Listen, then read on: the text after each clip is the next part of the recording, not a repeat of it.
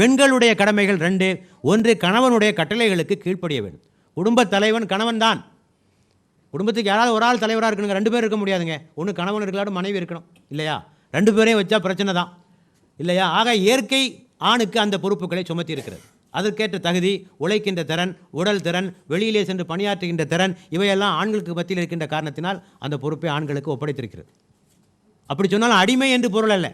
ஆண்கள் பெண்கள் ஆண்களுக்கு அடிமை என்று பொருள் அல்ல. இவர் ஹெட் மாஸ்டர் இருக்காரு, இவருக்கு மற்ற ஆசிரியர் இருக்கிறார்கள், இவர் டிக்டர், அவர்கள் அடிமை என்றால் அதற்கு பொருள் இல்லை. பிரதமர் இருக்கிறார், அவருக்கு கீழே அமைச்சர் இருக்கிறார்கள், அவர்களெல்லாம் அடிமைகள் என்றால் பொருள் அப்படி அல்ல. ஒரு ஹெட் ஆஃப் தி டிபார்ட்மெண்ட், அவ்வளோதான், ஒரு தலைமை நிர்வாகி. ஆக கீழ்ப்படிய மறுத்தால் பிரச்சனைகள் வரும். அடுத்தபடியாக பெண்ணினுடைய அடுத்த பொறுப்பு பாதுகாத்தல். எதை பாதுகாத்தல்? கணவனுடைய உடைமைகளை பாதுகாத்தல், கணவனுடைய தன்னுடைய குழந்தைகளை பாதுகாத்தல். இதிலே அவள் செய்ய தவறினால் பிரச்சனைகள் வரும்.